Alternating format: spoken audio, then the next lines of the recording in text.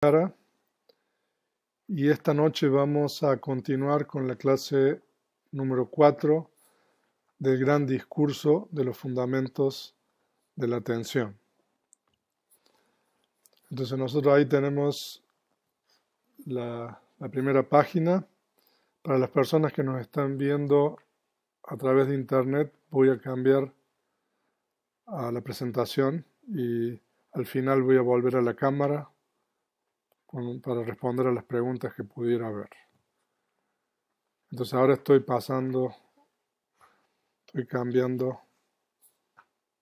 para las personas que nos están viendo.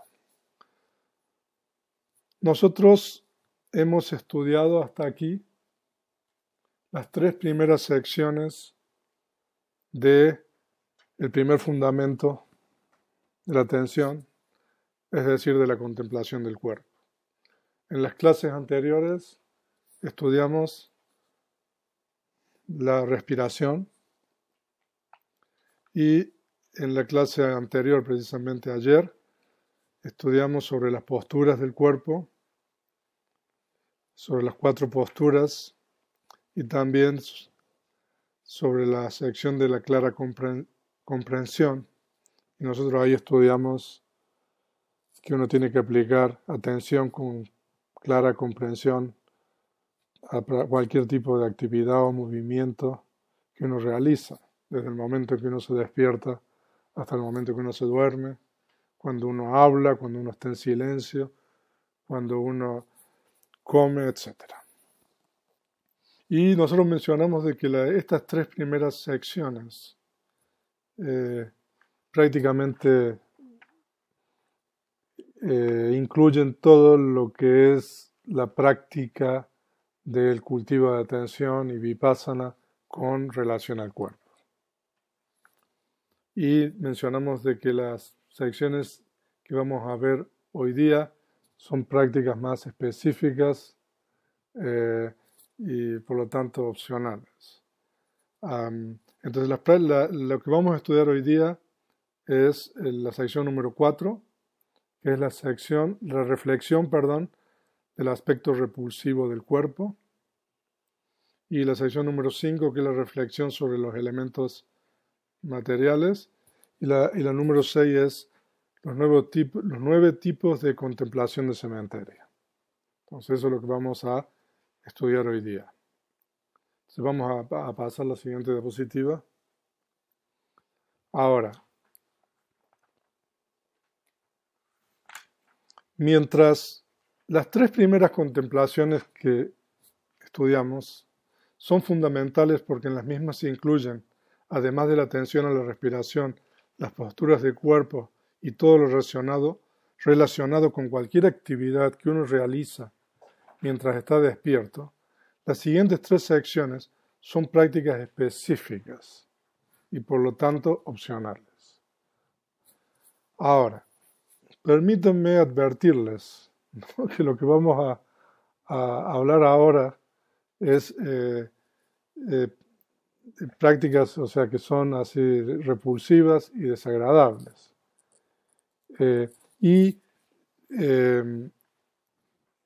Dos de estas prácticas, que son las prácticas de las 32 partes del cuerpo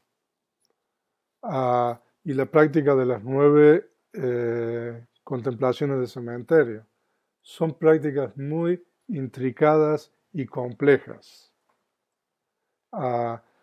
Nosotros tenemos 1 hora. Si ustedes están interesados en aprender estas prácticas en mayor profundidad, ustedes pueden leer el capítulo 8 del Visuddhimagga. Dentro del capítulo 8 ustedes van a encontrar la explicación de las 32 partes del cuerpo. Y si están interesadas en la práctica de las contemplaciones de cementerio, en el capítulo 6 del Visuddhimagga ustedes van a encontrar. En el Visuddhimagga se llaman los 10 desagradables. O sea que en vez de ser 9 contemplaciones del Visuddhimagga son 10, pero la práctica es exactamente igual. Entonces, como les comenté anteriormente, o sea, estas prácticas son bastante complicadas, pero vamos a tratar de, si a ustedes les interesa, explicar lo más posible. Entonces, pero antes de comenzar a explicar, continuemos leyendo el discurso. Entonces ahora vamos a leer la sección número 4 de la contemplación del cuerpo, que es la reflexión del aspecto repulsivo del cuerpo. Y de nuevo un bhikkhu reflexiona sobre este mismo cuerpo desde las plantas de sus pies hacia arriba, desde las puntas de sus cabellos hacia abajo, envuelto por la piel y lleno de diversas impurezas. Hay en este cuerpo cabellos, vellos, uñas, dientes, piel.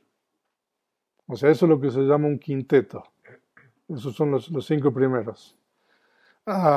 Después carne, tendones, huesos, médula, riñones, el segundo quinteto. Corazón, hígado, pleura, vaso, pulmones, el tercer quinteto. Intestinos, mesenterio, comida sin digerir, excremento y cerebro que está ahí entre corchetes. Porque en algunos textos del Tipitaka no se menciona el cerebro. Pero en el Patisambhidamagga, que es una obra canónica también atribuida a Sariputta, se dice que se tiene que incluir el cerebro. O sea, por eso ahí lo incluimos. Entonces ese es el siguiente quinteto. Y después ahora hay 2 textos. Bilis, flema, pus, sangre, sudor, grasa. Ahí habría que haber un punto y coma. Se me pasó. Y después lágrimas, linfa, saliva, moco, sinovía, orín. ¿No? Entonces esas son las 32 partes del cuerpo. Ahora, esto no tiene un propósito científico. Por favor, ¿no? O sea, aquí tengo un doctor a mi lado. ¿No? O sea, ¿en qué estudian las partes del cuerpo? ¿En anatomía? ¿En qué? En anatomía, ¿no? El propósito de esto es diferente, ¿no? O sea, de que incluso en nuestros textos se reconoce de que aquí puede faltar alguna parte, ¿no? Incluso hay cosas como, por ejemplo, comida sin digerir, etcétera, que normalmente no son órganos, ¿no? Entonces, esto tiene un propósito muy específico que ahora lo vamos a estudiar. Pero antes de entrar en esto, permítanme terminar de leer la sección. Entonces, acá hay un símil. Aquí ustedes ven un símil. El Buda dice, como si hubiera un saco de provisiones con 2 bocas, lleno de varios tipos de granos, como arroz de montaña, arroz, grano verde, caupí, ajonjolí, arroz sin cáscara, y un hombre con buenos ojos, habiéndolo abierto, lo examinara así. Este es arroz de montaña, este es arroz, este es grano verde, este es caupí, este es ajonjolí, este es arroz sin cáscara. De la misma forma, un bhikkhu reflexiona sobre este mismo cuerpo, desde las plantas de sus pies hacia arriba, desde las puntas de sus cabellos hacia abajo, envuelto por la piel y lleno de diversas impurezas. Hay en este cuerpo cabellos, vellos, uñas, juntos. Y así también un bhikkhu mora contemplando el cuerpo en el cuerpo. O sea, ustedes pueden leer la traducción del discurso si ustedes quieren leer todo. Entonces ese es el símil. Ahora, esta práctica de las 32 partes del cuerpo es uno de los tipos de meditación samatha o de tranquilidad. Y esta práctica es recomendada para aquellos individuos de temperamento sensual. Entonces, esta práctica, como la de las contemplaciones del cementerio que vamos a ver después, también es recomendada para gente de temperamento sensual, para no tener apego a su propio cuerpo y tampoco tener apego al cuerpo de otros, ¿no? Entonces esa es la razón de esta práctica, o sea, no hay nada morboso aquí, sobre todo en la otra. Ahora, voy a tratar de explicarles lo más posible esta práctica. Si ustedes desean, vayan al capítulo 8 del Visuddhimagga y ustedes tienen ahí, o sea, esa es la autoridad final y definitiva para aprender esta práctica en la tradición Theravada.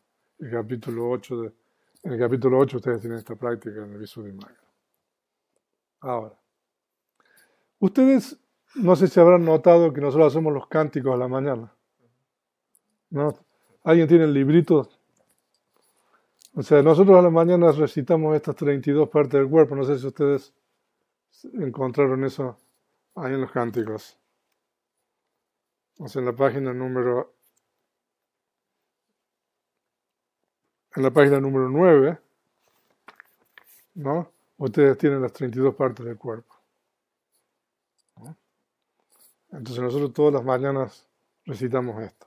Ahora, entonces estas 32 partes del cuerpo están agrupadas.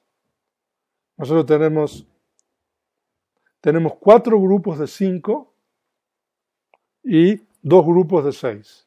O sea que en total, y cada uno de estos grupos recibe el nombre de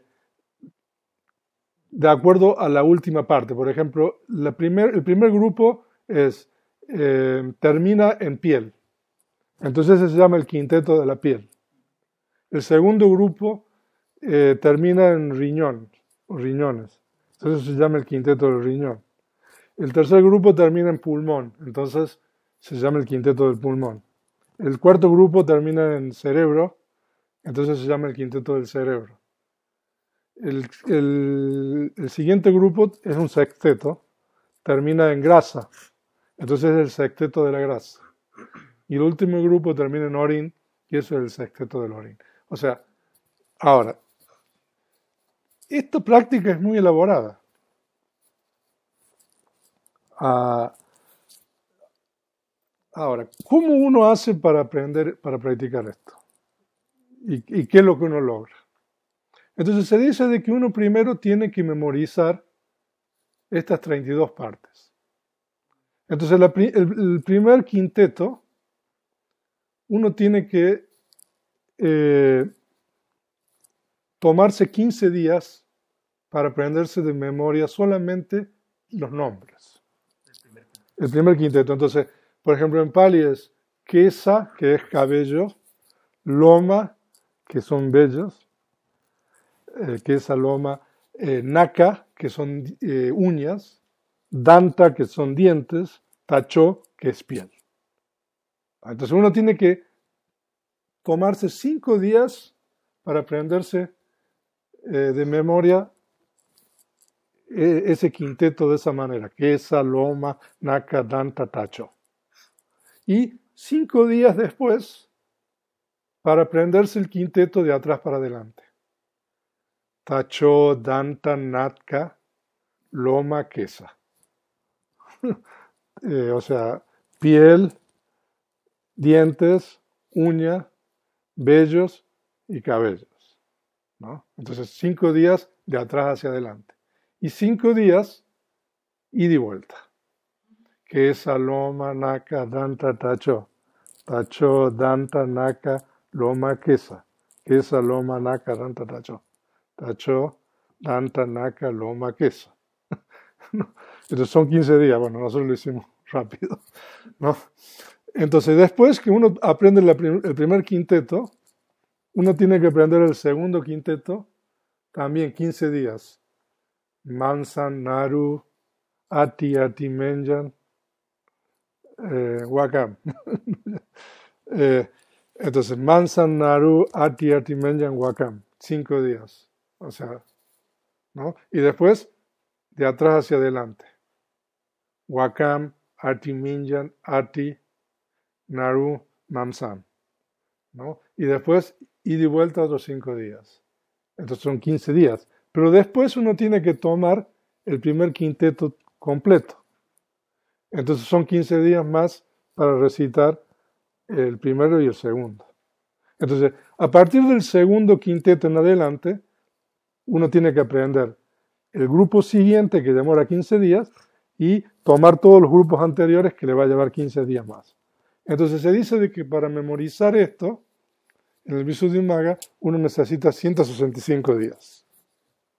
Solamente la práctica de memorización de las 32 partes del cuerpo. 165. Ahora, después de que esa es la recitación oral. ¿Ok? Entonces, que Saloma, Naka, Ranta, Tacho, Mansan, Naru, etc. ¿No? Después viene la recitación mental. O sea, de que uno tiene que, ya no verbaliza, sino que uno recita mentalmente. De la misma manera se pasa 165 días más. Entonces, después de que uno ya se la sabe bien de memoria, se pasó un año con esto, ¿no? Entonces, uno tiene que aprender ahora a el color de cada una de las partes, ¿no? La forma, la dirección. La dirección significa en qué parte del cuerpo está localizada, si es en la parte superior o en la parte inferior, ¿no?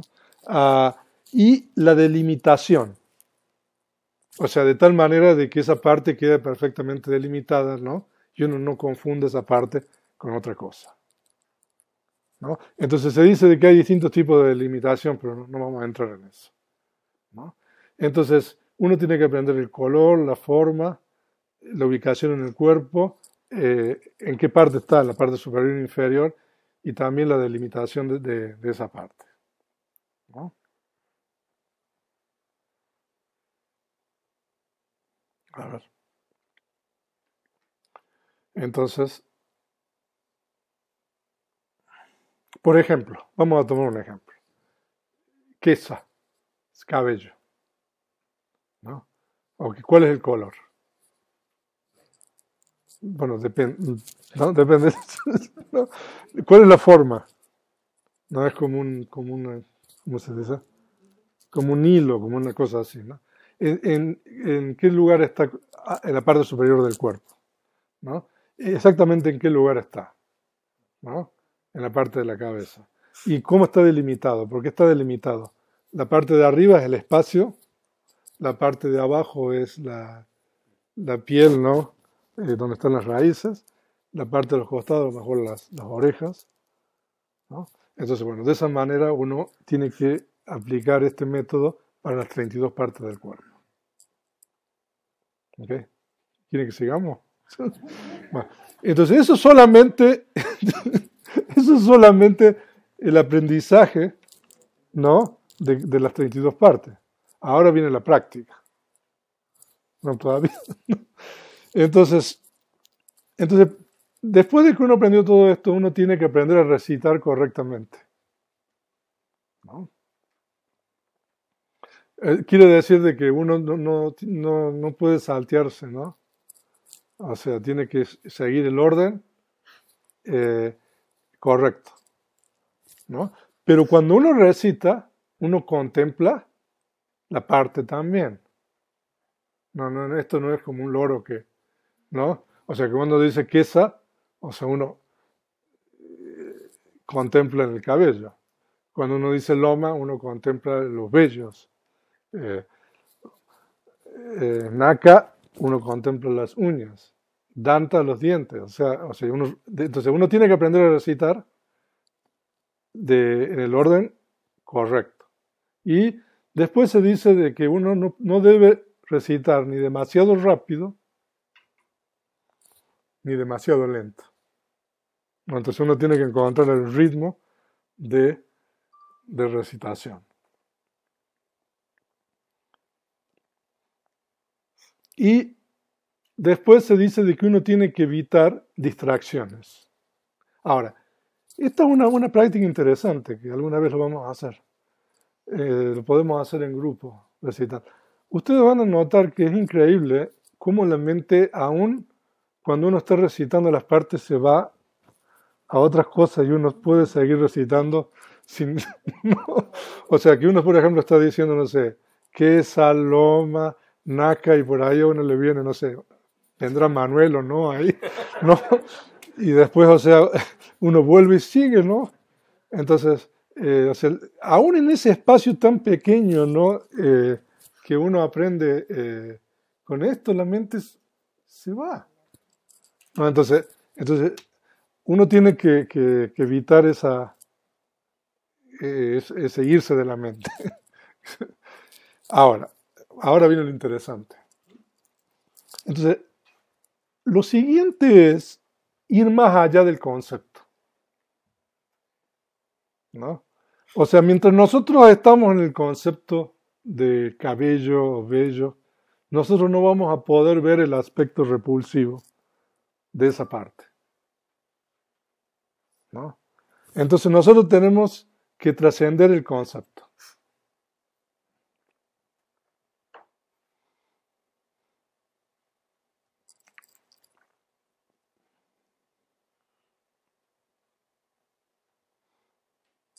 Entonces, para poder trascender el concepto, nosotros tenemos que enfocarnos en algunas de las cualidades de la parte, ¿no? Como por ejemplo el color, el olor, ¿no? La forma, etcétera. Entonces, de esa manera se dice de que uno trasciende el concepto, porque en la medida de que uno vea la parte como un concepto, uno no va a poder ver el aspecto repulsivo, ¿no? Entonces se dice que para poder trascender el concepto hay una serie de métodos, y por supuesto que no podemos entrar aquí, ¿no? Y entonces, cuando uno aprendió a trascender el concepto, lo que tiene que hacer es ir abandonando partes del cuerpo. Eso significa de que hay partes de que a uno no las puede visualizar bien o no las puede, pero hay otras que las puede visualizar mejor. Entonces uno va a ir abandonando hasta que se queda con una parte que es la parte en la cual uno tiene mayor habilidad para contemplar, ¿no? Entonces esa es la otra parte de esta meditación. Entonces cuando uno ya abandonó y se quedó con una en particular, entonces se dice de que uno contempla trascendiendo el concepto y uno va a alcanzar la primera llama, ¿no? Pero se dice que debido a que este tipo de práctica es repulsiva, uno no puede alcanzar más allá de la primera llama, ¿no? Si uno contempla en el aspecto repulsivo de estas partes, ¿no? Pero si uno contempla en el color, no es como meditar en una casina. Entonces se dice de que uno puede alcanzar las 4 o las 5 llamas, ¿no? Entonces, como pueden darse cuenta, esta es una práctica bastante intricada, compleja, ¿no? Que requiere mucho entrenamiento. Pero se dice de que esta práctica tiene una serie de beneficios, ¿no? O sea, como por ejemplo reducir el apego, a conquistar el miedo.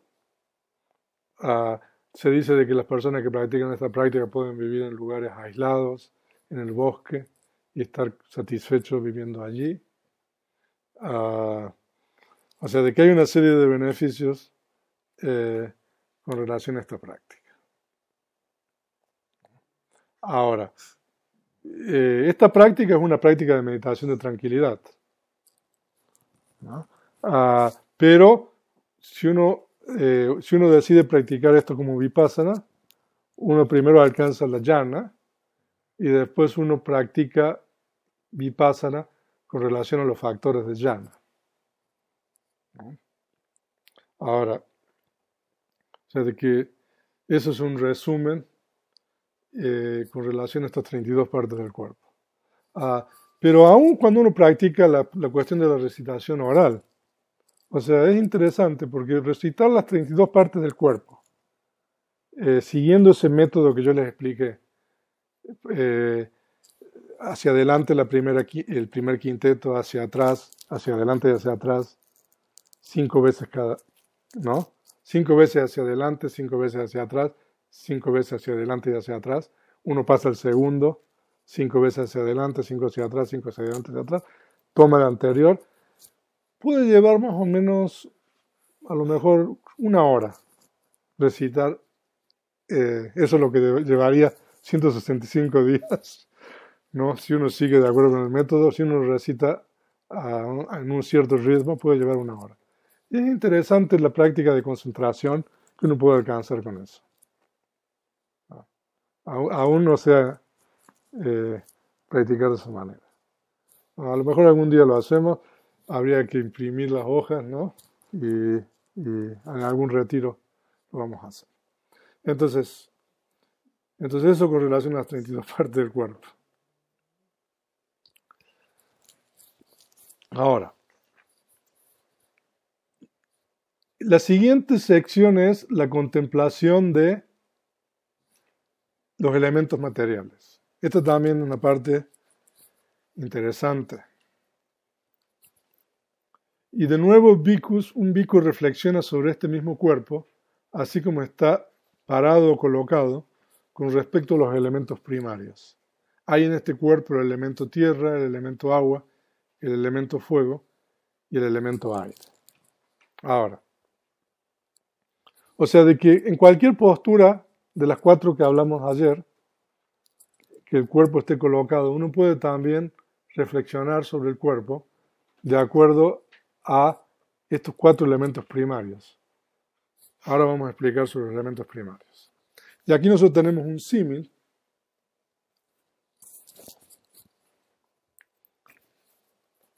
Bhikkhus, como un hábil carnicero o aprendiz de carnicero, habiendo matado una vaca y dividido en porciones, estuviera sentado en un cruce de 4 caminos. De la misma forma, un bhikkhu reflexiona sobre este mismo cuerpo, así como está parado o colocado con respecto a los elementos primarios. Hay en este cuerpo el elemento tierra, etc. Así también un bhikkhu mora contemplando el cuerpo en el cuerpo. Entonces, como ustedes pueden ver, ahí nosotros tenemos un símil. Ahora, esta práctica se dice de que es,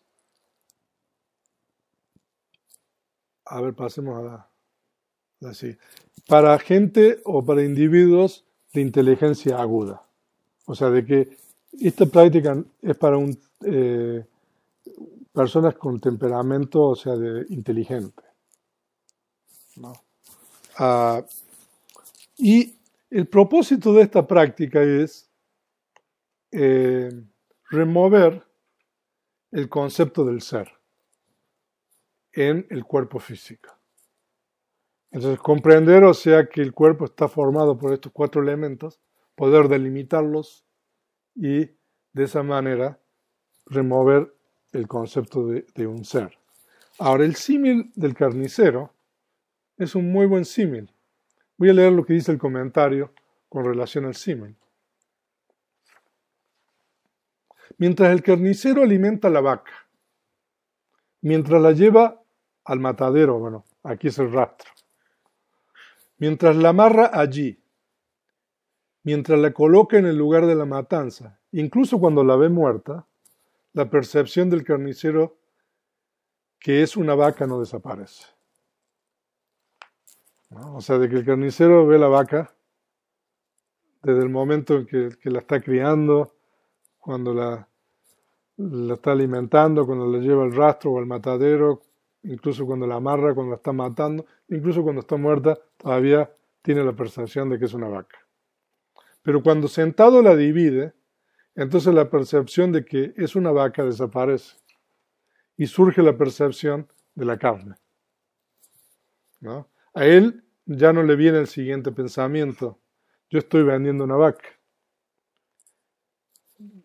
Ellos se llevan una vaca. Más bien él piensa: yo estoy vendiendo carne. Ellos se llevan carne, ¿no? De la misma manera, aún, a ver cómo dice aquí. Entonces, de la misma manera,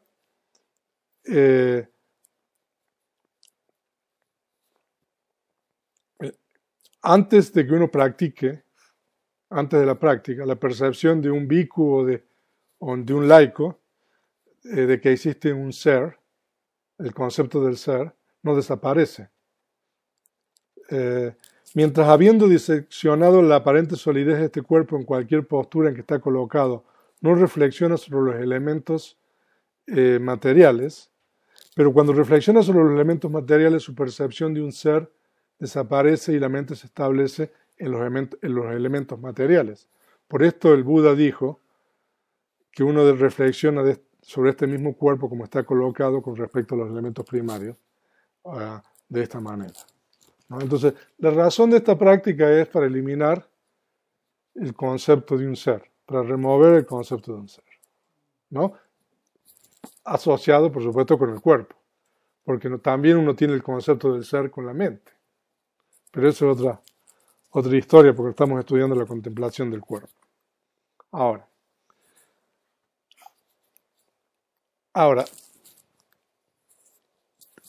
la materia es, de acuerdo con el Abhidhamma, es una realidad última. Las realidades últimas son los componentes finales, irreducibles de la realidad, de lo que existe, ¿no? Entonces, una parte de la realidad última es lo que se denomina la materia. Y la materia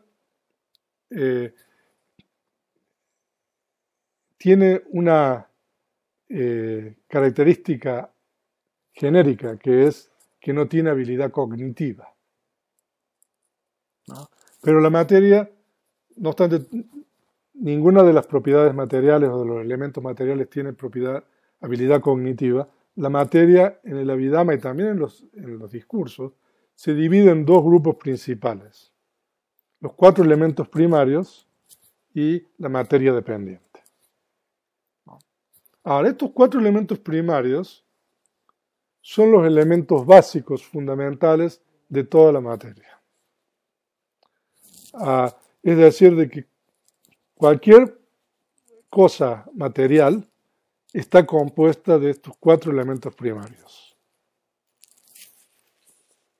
Ahora, los elementos primarios en Pali se llaman Patawi Dhatu, que es el elemento tierra, Apo Dhatu, que es el elemento agua, Tejo Dhatu, que es el elemento fuego, y Vayu Dhatu, que es el elemento aire, ¿no? Y mucha gente dice, esto es como los presocráticos, los griegos, ¿no? O sea, que hablan de todo esto.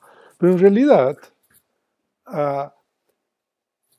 de acuerdo con el Abhidhamma, esto no se refiere a la tierra, al agua, al fuego y al aire, ¿no? Esto se refiere a ciertas cualidades de la materia, ¿no? Porque nosotros estamos hablando de realidades últimas.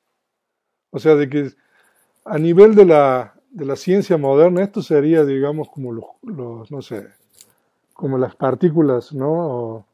O estas, ¿no? O sea, porque esto es algo ya, son paramata, que son propiedades materiales indivisibles, ¿no? Entonces cuando nosotros hablamos de esta manera, nos estamos refiriendo cuando hablamos de los elementos primarios, nos estamos refiriendo a las cualidades de la materia, ¿no? Entonces, toda la materia tiene, por ejemplo, la cualidad. Ahora, esto es muy interesante realmente, y si ustedes quieren estudiar más, o sea, yo les recomiendo que estudien Abhidhamma, porque para estudiar la materia, como para estudiar otras realidades últimas, se recurre a un método definitorio de la característica, de la función y de la manifestación. O sea, cada realidad última, ¿cómo nosotros aprendemos las realidades últimas? ¿No? Entonces, para poder entender y aprender las realidades últimas, nosotros tenemos estos artificios, digamos, definitorios, que se llama de la característica. ¿Cuál es la característica de esta realidad última? ¿Cuál es la función? ¿Y cuál es la manifestación? Entonces se dice que la característica del elemento primario tierra es la solidez a la solidez que puede ser algo duro o blando, ¿no? Así cuando nosotros hablamos de, por ejemplo, de la temperatura, ¿no? Que podemos hablar del frío y del calor. Entonces, cuando hablamos del elemento tierra, ¿cuál es la cualidad? La característica es esto lo sólido o lo blando, o las distintas formas de sólido, ¿no? Entonces, por ejemplo, uno puede tocar una mesa, entonces esa experiencia que uno tiene, eso es la experiencia, es la característica, ¿no? Si yo toco, por ejemplo, el agua, la experiencia del tacto es diferente, aparte de la temperatura, ¿no? O, por ejemplo, si el aire o el viento viene a la cara de uno, esa sensación de contacto, eso es la característica. Entonces, y eso es la característica del elemento tierra, ¿no? Ahora, se dice de que la función es actuar como base en la cual otras cosas se apoyan o existen, ¿no? Entonces el elemento tierra tiene la función de actuar como base o fundamento, o cimiento o base sobre la cual otras cosas pueden apoyarse y existir. Entonces esa es la función. Y la manifestación del elemento tierra es recibir. Entonces cada una de estas realidades últimas materiales, los elementos primarios, se definen de acuerdo con estos tres elementos. La característica, que es la cualidad saliente del Dhamma o del fenómeno, la función, que es lo que realiza, y la manifestación, cómo se manifiesta a la experiencia, ¿no? Ahora, el elemento agua, entonces, ¿cuál es la característica? La característica es la cohesión.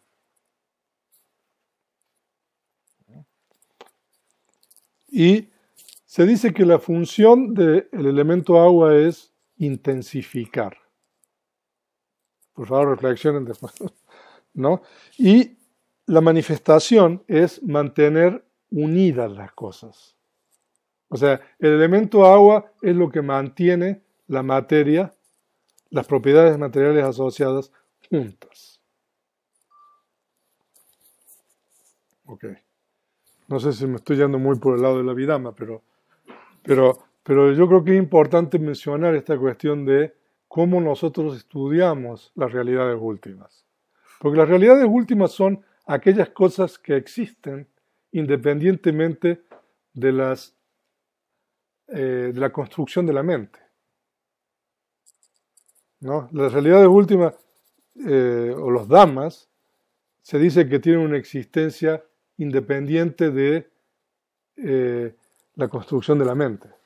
Pero nosotros tenemos que hablar sobre esas realidades últimas. Nosotros necesitamos explicar esas realidades últimas. Entonces, en la tradición Theravada se utiliza estos artificios de la característica de la función y de la manifestación, ¿no? De tal manera que nosotros podamos entender claramente porque cuando nosotros estamos meditando, ahora vamos a tomar un ejemplo, ¿no? Nosotros vamos a experimentar eso, pero ¿cómo lo describimos? ¿Cómo lo describimos a otro? Entonces nosotros utilizamos este artificio de la característica, de la función y la manifestación. Ok, el tercer elemento es el elemento fuego. ¿Cuál es la característica del elemento fuego? Es la temperatura, el frío, el calor. O sea, eso es relativo, ¿no? O sea, de que puede ser frío o calor, ¿no? Y la función, se dice, es hacer madurar las otras propiedades materiales. Y la manifestación es una continua fuente de blando, O sea, si ustedes se ponen a cocinar cosas, ¿no? O sea, el arroz está duro, por ejemplo. ¿No? Uno lo pone a cocinar y después eso se vuelve blando. Entonces, se dice de que el elemento fuego es responsable de hacer que las cosas se ablanden, ¿no? O maduren. Ahora, se dice de que el envejecimiento del cuerpo de cada uno de nosotros, el elemento fuego es el responsable del envejecimiento, ¿no? O sea, se dice de que este elemento o esta propiedad material tiene 4 diferentes manifestaciones. Una es la manifestación normal, o sea, yo le toco la mano a Felipe, o toco el vaso, o toco aquí y la temperatura es diferente. Entonces esa es la primera forma del elemento fuego. La temperatura que uno experimenta, ¿no? Normal. La segunda característica del elemento fuego es hacer envejecer o madurar a las cosas. Entonces esa es otra función del elemento fuego. O sea, de que el elemento fuego es en la materia lo que hace de que uno vaya envejeciendo. Se le van, ¿no? Arrugando la piel, ¿no? Los cabellos se le van poniendo, ¿no? Blancos, etc. Ahora, con relación a la vejez, es muy interesante, me estoy adelantando a la contemplación de los Dhammas, cuando el Buda habla de la primera noble verdad, la verdad del sufrimiento. Y el Buda dice de que envejecer es sufrimiento, ¿no? Esa es una de las tantas cosas, ¿no? Que es sufrimiento. Y el comentario dice de que la vejez en realidad no se puede ver. Lo que nosotros vemos son la manifestación de la vejez. Cuando uno ve que una persona tiene canas o que una persona tiene arrugas, lo que nosotros estamos viendo, de acuerdo con nuestros textos, es la manifestación de la vejez, pero no la vejez misma. Se dice de que la vejez no se puede ver a través de los órganos sensoriales, de los cinco sentidos. Y el comentario explica de que así como, por ejemplo, un incendio forestal, ¿no? Que quema un bosque, ¿no? Entonces después uno puede decir, por aquí pasó el incendio, ¿no? ¿No? Pero no, y uno ve, o sea, que el bosque está todo, digamos, ¿no? Entonces, lo mismo con la vejez, uno ve los efectos, ¿no? De la vejez, pero la vejez no se puede ver. Eso dicen nuestros textos. Ahora, entonces ese elemento fuego es el responsable de eso, ¿no? Y es una propiedad material universal. Ahora, la tercera característica del elemento fuego es el excesivo calor, cuando por ejemplo uno tiene fiebre o cuando las cosas se queman, ¿no? Y el cuarto elemento fuego es aquello responsable de la digestión, de acuerdo con la vida. O sea, y eso es producido por el karma. Entonces ese es el elemento fuego, ¿no? Y el último elemento primario es el elemento aire. La característica del elemento aire es la distensión o la expansión. La función del elemento aire es causar movimiento, producir movimiento. Y se dice de que el elemento aire, de acuerdo con el Abhidhamma, es lo que permite que uno mantenga las posturas. O sea, de que ¿por qué yo estoy así sentado? Por ejemplo. ¿Por qué no me caigo? Porque se dice de que el elemento aire a uno lo delimita y impide de que uno pierda su postura, ¿no? Ah, y la manifestación es eh, transportar. Entonces, ese es el elemento aire. Entonces nosotros tenemos los 4 elementos. Cuando uno está haciendo meditación caminando, por ejemplo, se dice de que, de eso lo estudiamos ayer, ¿qué es lo que produce el movimiento? La conciencia. ¿Y la conciencia qué produce? El elemento aire. Y el elemento aire produce la expresión corporal que es el movimiento, ¿no? Entonces, se dice que cuando nosotros levantamos el pie, nosotros estamos experimentando el elemento aire, pero también la ligereza de, o cuando yo levanto la mano, se debe al elemento fuego, ¿no? La ligereza o lo liviano, ¿no? Cuando uno levanta. Cuando uno mueve hacia adelante, eso es el elemento aire predominante. Cuando uno baja, es el elemento aire y el elemento agua, la pesadez. Y cuando el pie toca en el suelo, es el elemento aire junto con el elemento tierra. Entonces se dice de que uno puede observar estos 4 elementos primarios con relación, digamos, a cuando uno camina. Entonces,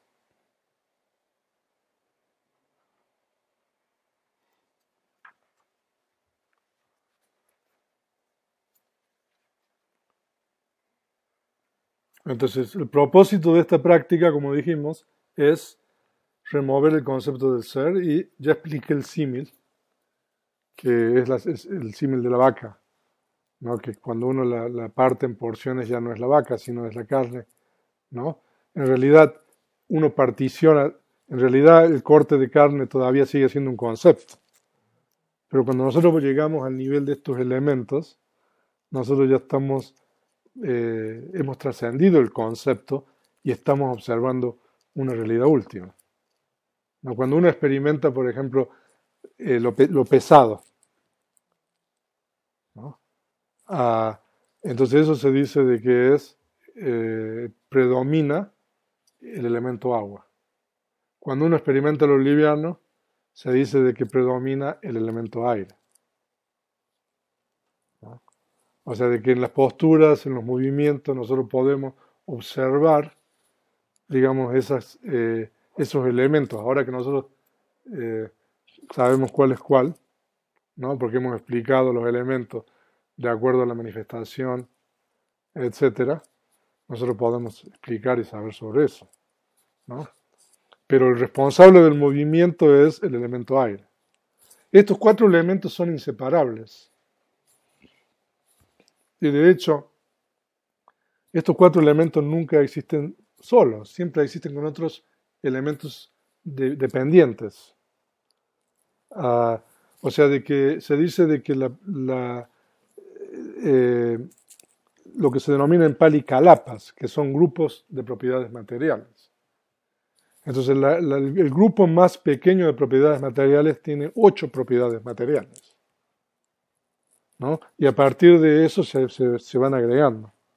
Entonces, en realidad, estos 4 elementos primarios, por lo menos siempre tienen 4 elementos dependientes asociados, ¿no? Entonces, eso es lo que se llama la octada pura. Es un grupo de propiedades materiales que tiene 8 componentes, ¿no? Entonces, bueno, pero no quiero entrar más en esto y sigamos.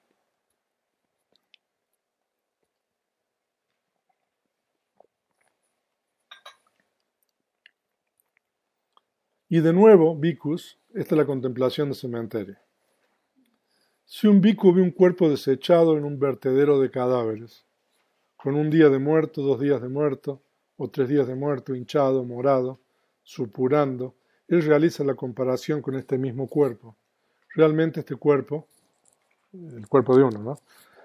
también es de la misma naturaleza, será así, no irá más allá de esto. Así mora contemplando el cuerpo en el cuerpo, así también un bhikkhu mora contemplando el cuerpo en el cuerpo.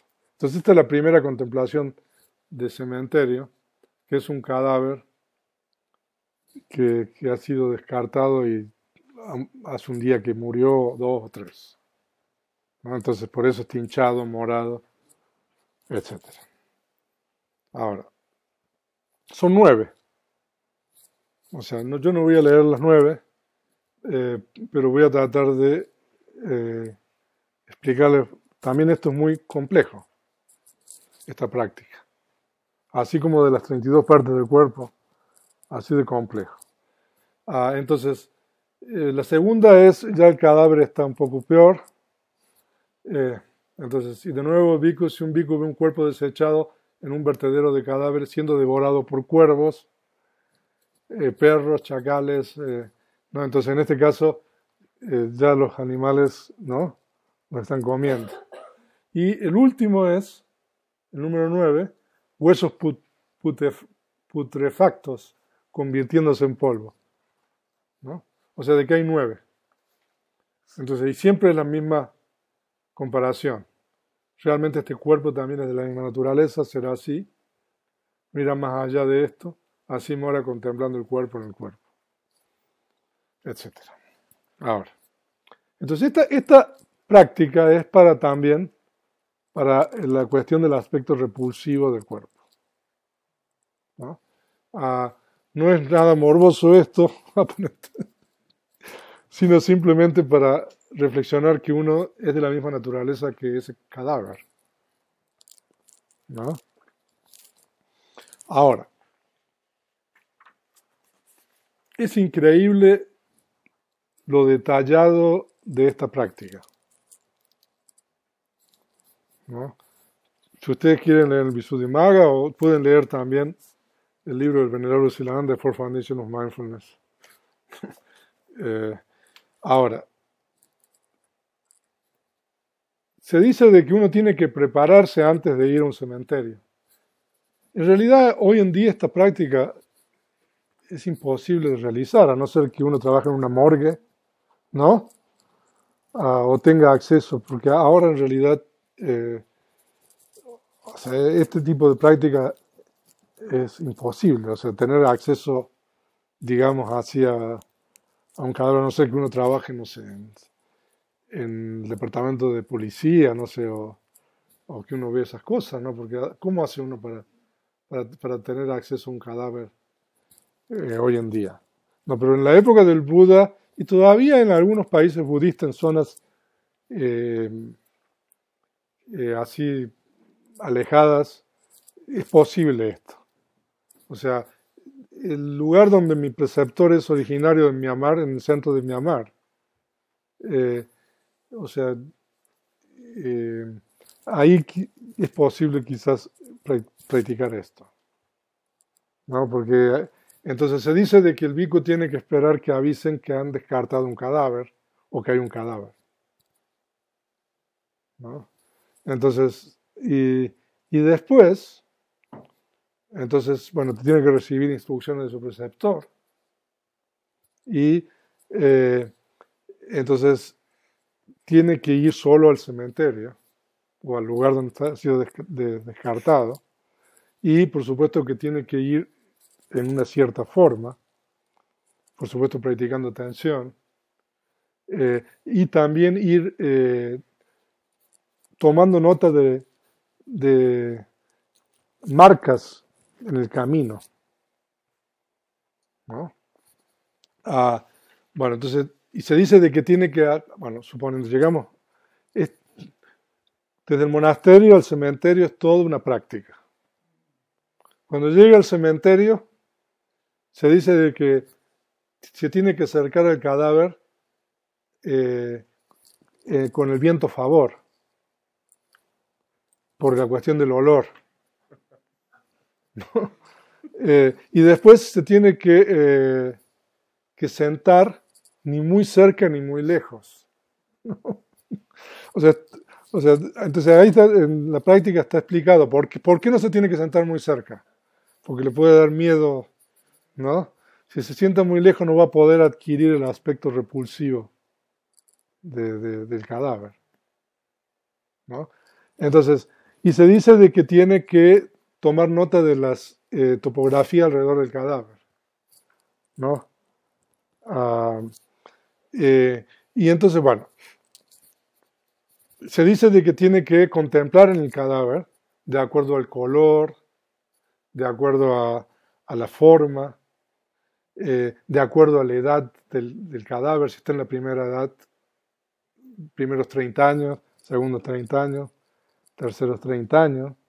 Ah, entonces, bueno, entonces, entonces hay distintos métodos para contemplar. Y se dice de que, entonces, contempla de tal manera de que uno pueda adquirir lo que se llama el signo aprendido. Ahora, el cadáver mismo que está descartado es lo que se llama el signo preliminar. Entonces, cuando el bhikkhu contempla, de acuerdo con estos métodos, que yo no puedo entrar en eso, va a poder visualizar ese cadáver en su mente. Entonces se dice que cuando visualiza el cadáver, ya no necesita estar en el cementerio. Entonces se puede regresar al monasterio, ¿no? Entonces se dice de que contempla sobre el signo aprendido, que es una imagen en la mente de eso que estaba allí. Y se dice de que contempla en ese signo aprendido como repulsivo, y alcanza la primera llama, ¿no? Entonces eso es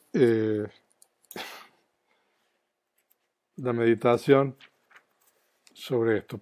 Ahora, pero los bhikkhus de antaño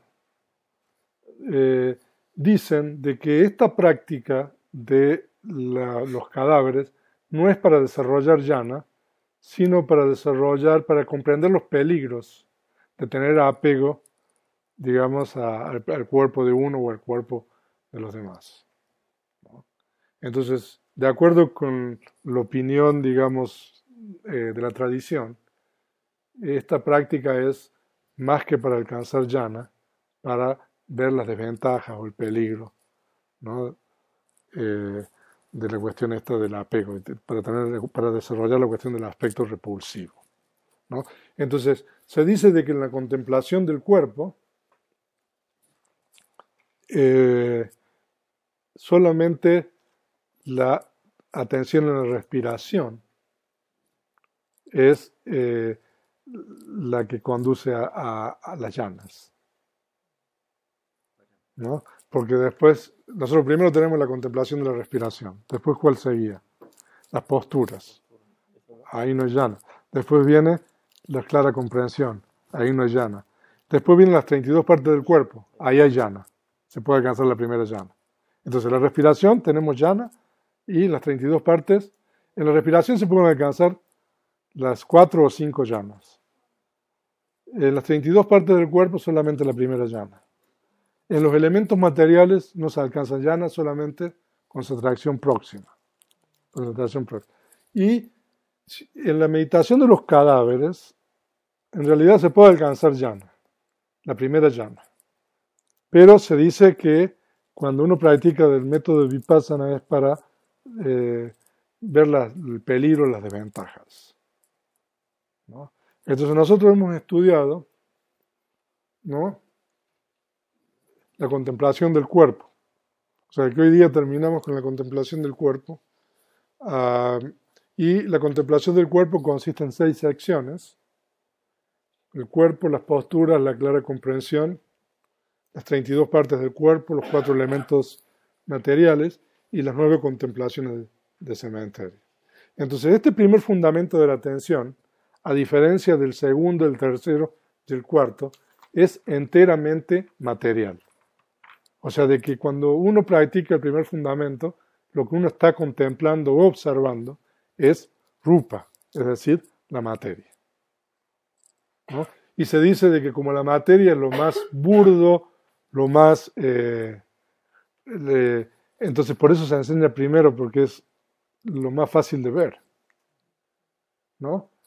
Y después viene la contemplación de la sensación, porque después de la materia, la sensación se dice de que es lo más fácil de discernir, ¿no? Entonces, a partir de mañana, nosotros mañana vamos a estudiar la contemplación de la sensación y la contemplación de la conciencia. Mañana es el día quinto, ¿no? Y entonces vamos a dedicar el día sexto y el día séptimo para estudiar la contemplación de los Dhammas, que es bastante extensa. En realidad no vamos a terminar, pero vamos a terminar lo fundamental del discurso, ¿no? Porque la contemplación de los Dhammas es la parte más larga del discurso, en realidad. Entonces, nosotros hemos estudiado el primer fundamento de la atención. Y hoy día estudiamos estas 3 secciones, que son las 32 partes del cuerpo, los 4 elementos materiales y las 9 contemplaciones del cementerio. Y quería mencionar una cosa más, porque también se practica la meditación de un esqueleto. O sea, de que eso también es...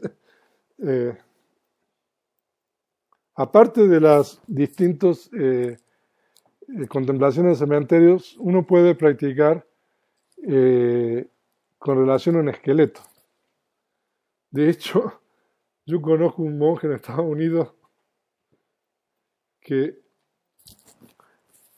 para Halloween, porque entonces se compró un esqueleto, ¿no? Y lo había puesto ahí en el closet, ¿no? Y usaba, digamos, eso para contemplar, digamos, y meditar sobre el esqueleto, ¿no? Ahora hay una historia